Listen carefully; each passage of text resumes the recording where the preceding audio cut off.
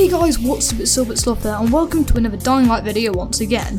So as you can tell by the title, today I'll be showing you guys 7 tips and tricks and things to do in Dying Light. So I decided to do this video as I thought it would be pretty fun to do, and I noticed I got quite a lot of subscribers from my last Dying Light video, so I thought I'd make this video.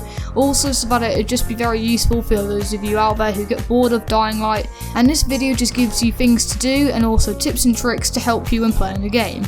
Anyway, on with the video. So the first tip I have for you guys is to collect everything. Now literally I mean everything, from looting zombies to looting chests to looting crates to looting baskets, literally looting everything. When you first get the game you will be limited to a small amount of resources, and resources are very useful in this game. For example, gourds, that's using med kits which can literally save your life, they're absolute lifesavers. Same with alcohol, which you use to make molotovs, which are really useful in taking out groups of zombies. Literally collect everything you can. Now the best thing I recommend you guys doing is using the survivor sense. Literally all this is just holding down the X button if you're on PlayStation, or if you're on Xbox, like the A button, and then it pretty much just scans the area and scans other resources, and you can see them through walls and you can collect them. Collect everything you can, as they will make a huge impact on everything you do, from crafting weapons to making throwables to making literally everything.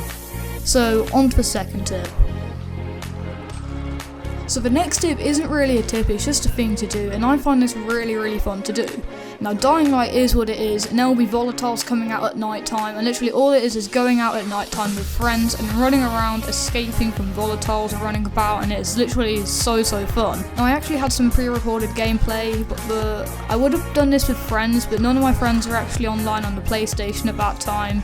So this gameplay was literally me by myself, and I was honestly like pretty scared because there was volatiles chasing me, and I was screaming, and I'm just gonna let you guys watch the gameplay. So here you go.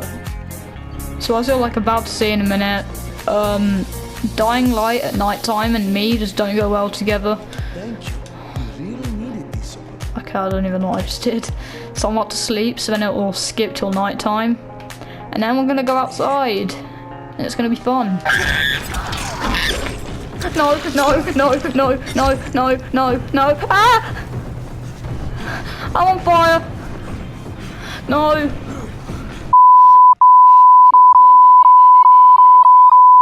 No, okay. Nope. YOLO it. I'm so scared. No! Don't follow me! Hello! Oi, guess what? Yep. Ah! So anyway, yeah, that's pretty much it for tip number 2.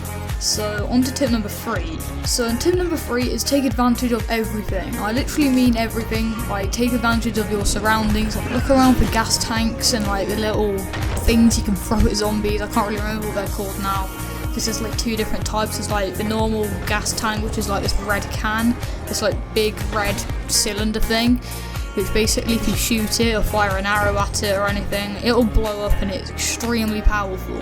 And they're really useful on the demolisher zombie, which is actually the zombie which you find a lot in Old Town. I think you can only find them in Old Town. And they basically just pick up like pieces of concrete and throw them at you, and they also charge at you. And if you use the big red canisters, I'm actually going to put a picture up on the screen right now. Like, because the demolishers, they run in one line, and if you make it so that they run into one of the canisters and blow up, that will literally drain their health down. Another great idea is to throw the little mini red canisters at them. Is if you throw it at them the second they try to punch or something, then it's going to blow up and it's going to take down a lot of their health. So taking advantage of your surroundings is a great option when taking out zombies. So on to tip number 4. Now tip number 4 is saving your weapon upgrades. Now what I mean by this is your weapon upgrades like the King and the Enforcer and the Assassin upgrades and just stuff like that. As when you first get the game, when you do like little missions, you're going to be rewarded weapon upgrades.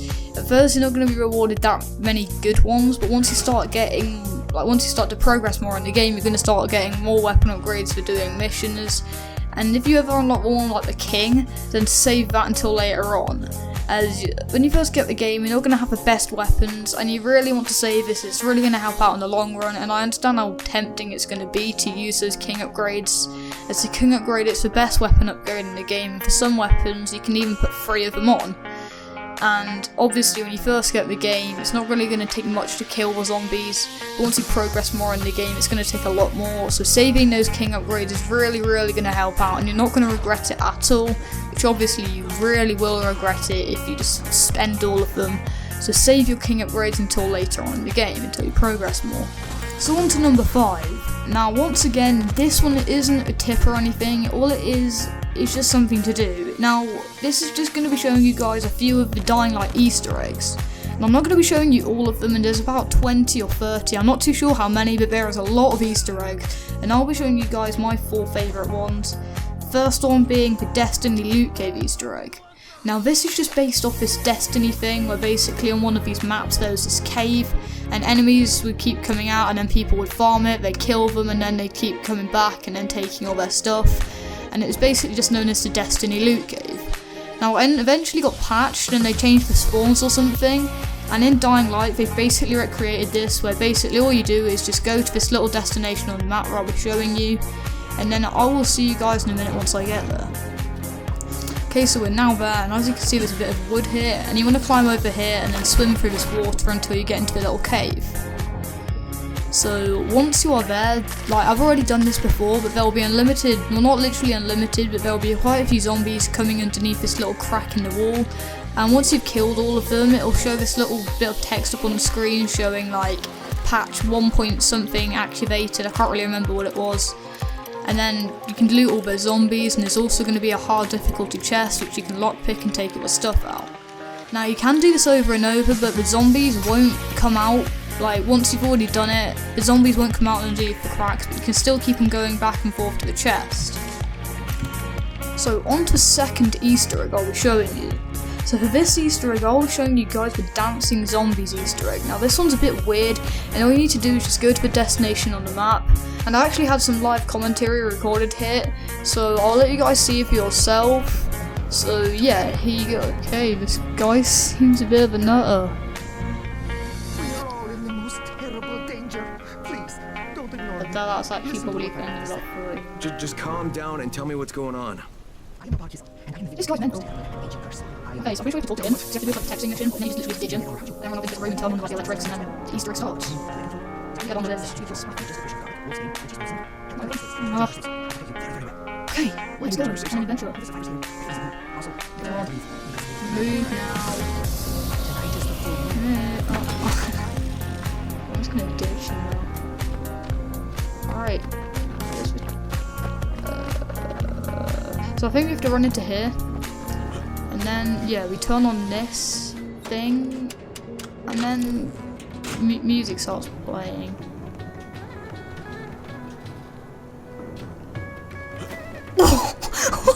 What the hell? I've never actually tried this out before. This is actually the first time I tried this out. What? Nah. Oh my god. Okay, I'm getting bored of these now, so yeah, just screw you. Screw you and your awful dancing.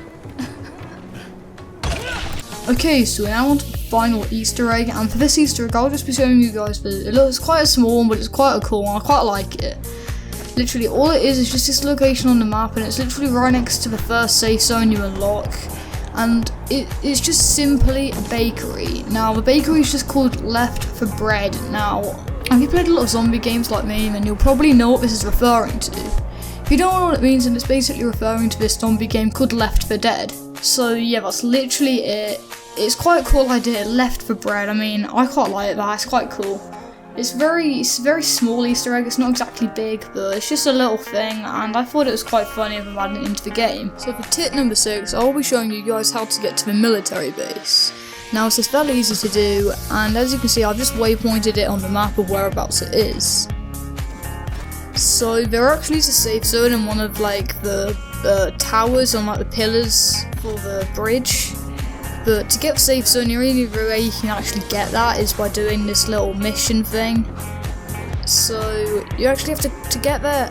Now to get there, you actually have to climb to the top of these pillars. I'm pretty sure you can only do the one on the right. So it's actually pretty easy to do.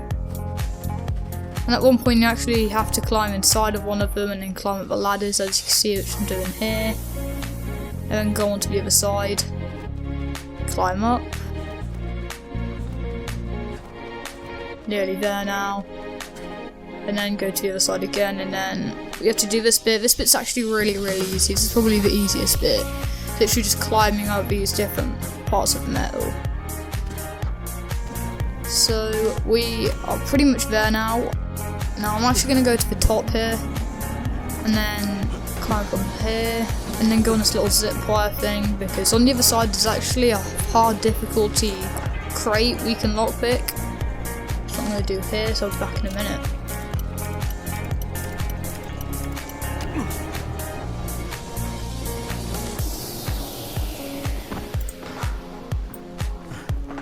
So I actually completely forgot, but you have to go down here a bit to actually get to the zip wire, and I so nearly fell here, which would have been so annoying.